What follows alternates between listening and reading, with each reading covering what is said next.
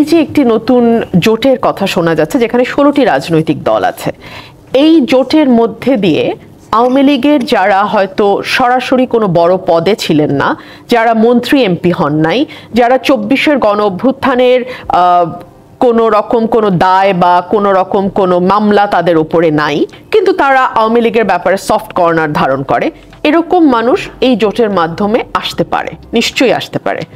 দুই হচ্ছে নির্বাচন বানচাল করবার ব্যাপারে আওয়ামী লীগের একটি পরিকল্পনা আছে। এটা আমি বলছি না বা এটা মানে আর কেউ বলছে না, এটা একেবারে স্বয়ং শেখ হাসিনার সন্তান সজীব ওয়াজেদ জয় তিনি তার যেই ইন্টারভিউ দিয়েছেন সেখানে তিনি পরিষ্কার বলেছেন যে এই নির্বাচনকে আমরা বানচাল করতে চাই যদি সেটা আওয়ামী লীগকে ছাড়া হয়।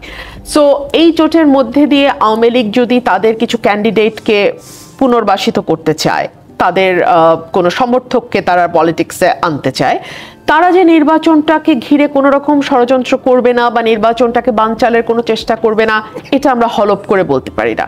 But at the same time আমি কিন্তু ডে ওয়ান থেকে একটা কথা বলেছি, পলিটিক্যাল পার্টি আপনি কাগজ কলমে নিষিদ্ধ করে কোনো লাভ হবে না। আমাদের আজকের আলোচনার টেবিলে হেলাল ভাই যে দল করেন সেই দলও কিন্তু শেখ হাসিনা লাস্ট মোমেন্টে নিষিদ্ধ করেছিল 14 জুলাই। এর আগেও কিন্তু মানে জামাত শিবিরের ব্যাপারে তাদের নিবন্ধন বাতিল করা ছিল। সো সকলভাবে চেষ্টা করা হয়েছে দলটিকে কোণঠাসা করে কর্নার করে একেবারে শেষ করে দেওয়ার, সেটা কিন্তু হয় নাই, পারা যায় নাই। এখন তো জামাত তো চাইছে তার অন্য ইভেন তারা আজকে যেটি বললেন আমাকে ডক্টর হেলাল ভাই যে এই 16টি দলকেও তারা নিষিদ্ধ করার, আমি সেটাই বললাম যে আমরা যদি অতীতের দিকে তাকাই আমরা দেখব যে নিষিদ্ধ করে আসলে কোনো সমাধান হয় না। ধরুন মুসলিম লীগ, এটা কিন্তু বাংলাদেশে এই দলটা এখনো রাজনীতি করে, মুসলিম লীগ নামের দলটি এখনো বাংলাদেশে রাজনীতি করে, কিন্তু এটার কর্মী আছেন কতজন, নেতা আছেন কতজন, সমর্থক কতজন, ভোটার কতজন, এটা আপনি আমি ম্যাগনিফাইং গ্লাস দিয়ে খুঁজেও বের করতে পারবো না। কিন্তু যেই দলটি হয়তো গত বছর জুলাইতে অগাস্টে নিষিদ্ধ হয়েছে বা যেই দলটির কার্যক্রম 15 বছর ধরে নিষিদ্ধ ছিল, তারা কিন্তু প্রবল প্রতাপে রাজনীতির মাঠে কাজ করে বেড়াচ্ছে। সো আপনি কাগজে কলমে নিষিদ্ধ করে কোনো লাভ হবে না যদি না মানুষের মন থেকে আপনি তাদেরকে সরাতে পারেন। কিছুদিন আগে ডেভিড বার্গম্যানের একটা জরিপ, মানে ওর একটা জরিপের উপর ওনার একটা লেখা ছাপা হয়েছে, ইয়াং অর্গানাইজেশন বা এরকম ইউথ অর্গানাইজেশন, এরকম একটা কোন অর্গানাইজেশন এই জরিপটি পরিচালনা করেছে। 2500 সামথিং তরুণের উপরে এই জরিপটি করা হয়েছে যাদের বয়স 18 থেকে 35-এর মধ্যে।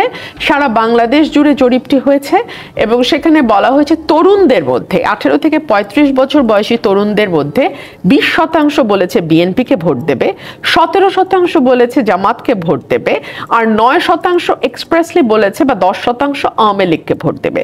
আর বলেনি কোন দলের প্রতি সমর্থন, ভোটার সংখ্যা সবচেয়ে বেশি, এবং বলা হচ্ছে তাদের সাথে যদি আপনি তাদের একটা বড় অংশ যদি আওয়ামী লীগের সাপোর্টার হয় তাহলে সেটা 19 থেকে 20 বা তার উপরেও আওয়ামী লীগের সমর্থন চলে যেতে পারে। এখন মানুষের মন থেকে যদি আপনি দলটিকে মুছে না ফেলতে পারেন, আপনি যতই নতুন আইন আনেন, যতই নতুন করে আপনি তাদের নিষিদ্ধ করেন বা তাদের সাথে যারা অ্যালায়েন্সে ছিল বা তাদেরকে যারা 15 বছর সমর্থন দিয়ে গেছে, দেখুন সমর্থন যে দিয়ে গেছে এটা তো মানুষের কাছে স্পষ্ট। সংসদে যে তারা বিরোধী দলের নাটক করেছে 15 বছর এটাও তো স্পষ্ট, কিন্তু তারপরেও যদি মানুষ তাদেরকে ভোট দেয়, আপনি আমি বা নির্বাচন কমিশন কি করতে পারে আমাকে বলেন? ডক্টর শঙ্কা নেই, কিন্তু পরিকল্পনা উপদেষ্টা আজকে একটি কথা বলেছেন, নির্বাচিত সরকারের পক্ষে এত সংস্কার হজম করা কঠিন হতে পারে। আমি দেখেছি ওনার এই নিউজটা, নির্বাচিত সরকার অনেক বেশি সংস্কার ওনারা করেছেন বলে দাবি করছেন, কিন্তু আমি ওনার নিউজের ভিতরে ঢুকে দেখলাম উনি বিচার বিভাগের স্বাধীনতা নিয়েই মূলত কথা বলেছেন। বিচার বিভাগের স্বাধীনতার ব্যাপারটা কিন্তু আমাদের সকল রাজনৈতিক দলেরই একটা দাবি ছিল অনেক আগে থেকে, এবং বিচার বিভাগকে পলিটিসাইজ করবার যে মাসুল বাংলাদেশকে দিতে হয়েছে এবং রাজনৈতিক দলগুলোকে স্পেশালি দিতে হয়েছে, এখানে জুডিশিয়াল কিলিং পর্যন্ত হয়েছে। সো আমার মনে হয় না যে বিচার বিভাগের স্বাধীনতা নিয়ে যেই দল পরবর্তীতে রাষ্ট্র পরিচালনার দায়িত্বে যাবে তাদের সেটা নিয়ে কোনো রকম কোনো আপত্তি বা প্রশ্ন থাকবে। বাংলাদেশে আইন মন্ত্রণালয়ের অধীনে দীর্ঘদিন আমাদের নিম্ন আদালত মূলত কাজ করেছে। নিম্ন আদালত যদিও সংবিধানের 22 অনুচ্ছেদ আমাদের বিচার বিভাগের স্বাধীনতার কথা বলছে, কিন্তু একই সঙ্গে যদি আপনি 22-এর সঙ্গে 116, 115টা দেখেন, আপনি দেখবেন যে সেখানে বিচার বিভাগের নিম্ন আদালতে বিচারকদের নিয়োগ, বদলি, তারপরে তাদের পদায়ন, সকল কিছুই আইন মন্ত্রণালয়ের হাতে ছিল। সো এই দুটো কন্ট্রাডিক্টরি সেকশন কিন্তু, আর্টিকেল কিন্তু সংবিধানে রয়ে গেছে। সো সেই জায়গা থেকে যদি নিম্ন আদালতের এই মানে বিচারকদের বদলি, নিয়োগ, এগুলো একটা ইন্ডিপেন্ডেন্ট কমিশনের কাছে যায়, যেটা সুপ্রিম জুডিশিয়াল কাউন্সিলের কথা বলা হচ্ছে, এবং একটা আলাদা সচিবালয় থাকবে, আলাদা বাজেট থাকবে, এবং বিচার বিভাগের সকল কিছুই নিয়োগ থেকে শুরু করে একেবারে বরখাস্ত পর্যন্ত বা একেবারে পুরোটুকুই তাদের তত্ত্বাবধানে থাকবে, তাদের হাতে থাকবে। তাহলে আমার মনে হয় এই যে আমরা জজ নিয়োগের সময় পার্টিজান মানুষ খোঁজা হয়, এবং বিশেষ করে গত 15 বছরে তো আমরা এটাও দেখেছি যে একজন সুপ্রিম কোর্টের বিচারপতি বলছেন যে আমি শপথবদ্ধ রাজনীতিবিদ, না কি শপথবদ্ধ রাজনীতিবিদ। তো এইরকম অদ্ভুত ঘটনা ঘটেছে। আমাদের চিফ জাস্টিস সিটিং একজন প্রধান বিচারপতিকে বন্দুকের নলের মুখে দেশ ছাড়তে হয়েছে, এবং সেটা নিয়ে এখন পর্যন্ত বিচার বিভাগ থেকে কোনো রকম কোনো আওয়াজ আমরা শুনি নাই। কোনোদিন বিচার বিভাগের এইটুকু সাহস বা শক্তি হয় নাই যে এই কথাটি যিনি বলেছেন বা যে বলে মানে দম্ভ নিয়ে আমরা তাপসকে বলতে শুনেছি যে আমি দিয়েছি বিদায় করে প্রধান বিচারপতিকে, কিন্তু তার বিরুদ্ধে যে একটা রুল ইস্যু করা বা তার বিরুদ্ধে যে একটা কন্টেম্পট ইস্যু করা বা তাকে যে আদালতে তলব করা, এইটুকু আমরা কিন্তু দেখি নাই সেই সময়। সো আমাদের এটার যে একটা মানে ধাক্কা, এটা কিন্তু সবচেয়ে বেশি গেছে বিরোধী দলের উপর। ধরুন এই যে তত্ত্বাবধায়ক সরকার বাতিল করা সংবিধান থেকে, কোথায় হলো এটা শুরুতে, এবং এটা কার মাধ্যমে এইটা এক্সিকিউট করা হলো কিন্তু আদালতের ঘাড়ে বন্দুকটা রেখে করা হলো, বিচারকদের ঘাড়ে বন্দুকটা রেখে। এবং এই যে একটার পর একটা নির্বাচন বিনা ভোটে, ফার্সিক্যাল ইলেকশন, নন ইনক্লুসিভ ইলেকশন, নন পার্টিসিপেটরি ইলেকশন, যেখানে দলও অন্য কোনো দলও যুক্ত হচ্ছে না, ভোটাররাও ভোট দিতে যাচ্ছে না, একই সঙ্গে নন পার্টিসিপেটরি এবং নন ইনক্লুসিভ। সো এইরকম নির্বাচন করে একটা সরকার মেয়াদের পর মেয়াদ ক্ষমতায় থাকতে পেরেছে কি করে? এই জুডিশিয়ারিকে ব্যবহার করে। এবং আমরা দেখেছি আমাদের নেতাকর্মীদের বিরুদ্ধে, ভিন্ন মতের নেতাকর্মীদের বিরুদ্ধে, এমনকি ভিন্ন মতের civil society, human rights activist, সাংবাদিক, সকলের বিরুদ্ধে ডিজিটাল সিকিউরিটি একটা মামলা হয়েছে, এবং এই মামলাগুলো চলার মতো না কিন্তু চলেছে। আদালত কখনো প্রশ্ন করে নাই বা আদালত কখনো মামলাটি শুরুতে খারিজ করে নাই। ঠিক আছে, আবার আমরা তো দেখেছি যে জায়গাগুলোর সংস্কার নিয়ে আপনি আলোচনা করছেন, সেখানে তো গণতান্ত্রিক ধারায় ফিরতে যে অংশগ্রহণমূলক নির্বাচন, সেটি খুবই গুরুত্বপূর্ণ। এই যে আওয়ামী মিত্রদের যদি যে জোটটা হয়, তাদেরকে নিষিদ্ধ করতে গেলে আবার গণতন্ত্র নিয়ে তো এক ধরনের প্রশ্নবিদ্ধ হতেই পারে সামনে নির্বাচন। তাদেরকে কেন তাহলে আমরা নির্বাচনে অংশগ্রহণ করতে দিচ্ছি না, সেই প্রশ্ন যদি ওঠে, তখন আসলে আমরা কি জবাব দিব? আমি তো সেটার জন্য শুরু থেকে বলেছি যে আপনি মানুষের হাতে দয়া করে এই বিচারের ভারটা আপনি ছেড়ে দেন। দেখুন, গণতন্ত্রর বিকল্প হচ্ছে বেটার গণতন্ত্র, এবং আপনি একদিনেই যে গণতন্ত্রের আবার কিছু ফ্ল আছে, গণতন্ত্র অনেক সময় ভুল মানুষকেও ক্ষমতায় আনে। আমরা ঘরের পাশে নরেন্দ্র মোদীকে ক্ষমতায় আসতে দেখেছি, ঠিক আছে? গণতন্ত্র ভুল মানুষকেও আনে, কিন্তু তাই বলে আপনি মানুষের হাত থেকে ওই ক্ষমতাটা কেড়ে নেবেন যে মানুষ ভুল মানুষকে আনবে, সেটা আপনি করতে পারেন না। এই যে আমরা গণতান্ত্রিক ধারার কথা বলছি, আবার দীর্ঘদিন জাতীয় পার্টি যেহেতু আওয়ামী লীগের সাথে কাজ করেছে এবং দীর্ঘ সময় পর্যন্ত আপনারা গৃহপালিত বিরোধী দল বলেও পরিচিত ছিলেন, সেখান থেকে এখন আবারও আসলে এককভাবে একটি অংশ নির্বাচন করবার কথা ভাবছে, আবার কিছু দুইটি অংশ তারা মিত্রদের সাথে জোট গঠন করবার কথা ভাবছে। জাতীয় পার্টির তাহলে আসলে ভবিষ্যৎটা কোথায়, কি হতে চাইছে জাতীয় পার্টি? বাইরে একটা উত্তর দিতে হয় আমাকে। ভাই বলেছে জুলাই হত্যার সাথে জড়িত। জাতীয় পার্টি কিন্তু জুলাই হত্যার সাথে জড়িত না। কারণ হলো, জুলাই ছাত্রদের আন্দোলনে জাতীয় পার্টি সমর্থন করেছে।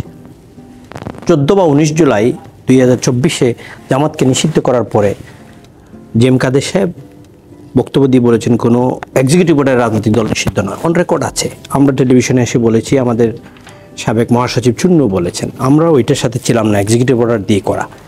দেখেন, জাতীয় পার্টির রাজনীতি অনেক ভুল জাতীয় পার্টির আছে, সেই ভুলের মাসুল হয়তো বা এখনো দিচ্ছি আমরা, আগামীতে হয়তো বা দিতে হতে পারে।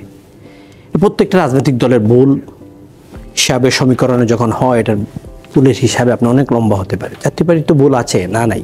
কিন্তু এটা তো নির্বাচনে গিয়েছি আপনাদের হাত ধরে হোক কিংবা অন্য যে জাতীয় পার্টির অংশগুলো তাদের হাত ধরে আওয়ামী লীগের ফিরে আসার যে শঙ্কার কথা বারবার রাজনৈতিক বিশ্লেষকরা রাজনীতিবিদরা বলছেন, সেটি সত্যি হওয়ার তার মানে কি সামনে আমরা অবকাশ দেখতে পাচ্ছি? শুনেন তো নিয়ে নুরু বলেছেন আওয়ামী লীগের যারা কোনো কিছুদের সাথে জড়িত ছিল না তাদেরকে তো বুটে আসতে দিতে হবে। আজ থেকে 3 দিন আগের বক্তব্য নুরুর। বিএনপিও বলছে যে যারা আওয়ামী লীগের, রিজভী সাহেব বলেছেন আওয়ামী লীগের যারা এই হত্যার সাথে জড়িত না, সাধারণ যারা ভোটার বা সমর্থক, তাদেরকে নির্বাচনে ভোট দেওয়ার সুযোগ করে দিতে হবে। কেন বলা হচ্ছে? কেউ একজন সমর্থক আছে তাই বলে তাকে আপনি বাইর করে দিবেন, তাকে ভোট দিতে দিবেন না, ভোট সেন্টারে যেতে দেবেন না, আপনার পার্সেন্টেজ ভোটের কোথায় চলে আসবে? এখন এখানে যদি কোনো আওয়ামী লীগের দোষী আওয়ামী লীগ যারা অন্যায় করেছে তাদেরকে এই জোটগুলা নিয়ে আসে, অবশ্যই সেটার জন্য মানুষ কথা বলবে। এবং আই ডোন্ট থিঙ্ক সো এরকম কেউ আসে এখানে আসবে বা জোট করে নির্বাচন করবে, আমি মনে করি না। এরকমের রাজনীতিবিদ এত বোকা না। এখানে একটা জোট করা হচ্ছে, জোট হলে বৃহত্তর একটা অংশগ্রহণ হয়। কিন্তু সেই জোটকে যদি আপনি বাধা দেওয়া শুরু করে দেন, কথায় কথায় থ্রেট দেন, কথায় কথায় মব করেন, কথায় কথায় জুডিশিয়াল এবং এক্সিকিউটিভ পাওয়ারে নিজে এক্সারসাইজ শুরু করে দেন। আজকে রাজশাহীতে আপনি দেখেন নাই, সাংবাদিকদের এক রুমের ভিতরে বলছে তালা মেরে, আপনার এনসিপি বলছে তালা মেরে এখানে বাইরে যান, নাহলে তালা মেরে রেখে দিব। এটা কি আপনার আপনার জুলাই আন্দোলনের সাথে জড়িত? আপনার নির্বাচন কমিশন নিজে বলেছেন যে 70% বুথ সেন্টার আছে ঝুঁকিপূর্ণ বাংলাদেশের। আপনি আগামী দিন নির্বাচন কি করে করবেন? জামাত নির্বাচন কমিশনের সাথে দেখা করে বলেছে প্রত্যেকটা বুথ সেন্টারে 5 জন করে সেনাবাহিনী দিতে হবে। কিন্তু বিএনপি বলছে লেভেল প্লেইং ফিল্ড আছে, দেশ নির্বাচনের জন্য প্রস্তুত। বিএনপি বলছে, সেটা আমি বিএনপিটা বলছি না, বিএনপির নেত্রী আছে বলবে। জামাত বলছে, জামাতের নেতাও এখানে আছেন, বলেছেন যে 5 জন করে সেনাবাহিনী যদি দেন তাহলে বুথটা সেন্টারে লেভেল প্লেইং ফিল্ড হবে। 5 জন করে দিলে 42,000 বুথ সেন্টারে হয়ে যায় 2,10,000। এতটুকু সেনাবাহিনী বাংলাদেশ দিতে পারবে না। তাহলে কি বুথ সেনাবাহিনী ছাড়া মানে সুষ্ঠু নির্বাচন হওয়ার সম্ভাবনা কম? তা তো দেবপ্রিয় ভট্টাচার্য বলেছেন নির্বাচন খুব জটিল এবং চ্যালেঞ্জিং হবে। আমরা সেটা বলছি। সেই জায়গায় যদি আমরা রাজনীতিবিদ দল, আমরা রাজনৈতিক দলগুলো আবার নিজেদের মধ্যে মারামারি শুরু করি, সাধারণ মানুষ, খেটে খাওয়া মানুষ যারা ভোট সেন্টারে যায় তারা সহিংসতা দেখলে কিন্তু আর ভোট সেন্টারে যাবে না। তাহলে এই আওয়ামী মিত্রদের জোটটাকে গ্রহণ করবে এই না, 24 সাধারণ মানুষকে আপনি ফ্যাসিলিটেট করে দেন না। রবিন ফারহানের কথা ধরেই বলি, let them go to the voting centre, whatever they decide they will decide. Vote গিয়ে ভোট দিবে, না হলে দিবে না, এটা তাদেরও। আপনি যে আগের থেকে বাধা দেওয়া শুরু করেন তাহলে এই পার্সেন্টেজটা তখনই বাধা দেওয়া শুরু করে দিলেন। ওই গোষ্ঠীকে কি মনে করবে তন্নি যে আমাদের তো ভোট সেন্টারে গিয়ে লাভ নাই, বিকজ আমি যে মতাদর্শের আছি এই লোকগুলো নির্বাচন করছে না, তাহলে আপনি তো দূরে বাগাই দিলেন। অনেকটা এরকম কথা জামায়াতের আমির শফিকুর রহমান বলেছেন। জামাতের নির্বাচনে বন্ধ করার জন্য তো আমরা প্রতিবাদ করেছি। উনি বলেছেন যে আগামী নির্বাচনে ছলে বলে কৌশলে শুনতে পাই বিভিন্ন জায়গায় বসে ষড়যন্ত্রের জাল বুনছেন, জনগণ ভোট দিক না দিক ক্ষমতায় তাদের যেতেই হবে, বেলা শেষ দিনও শেষ, সূর্য ডুবে গেছে। এই আমি একটা কথা, আমি জামাতের আমির সাহেবের একটা কথা বলি। জামাতের আমির সাহেবের একটা বক্তব্য লন্ডনে উনি বলেছেন, জামাতকে মানুষ এবার নিয়ে ক্ষমতায় বসাবে। এখানে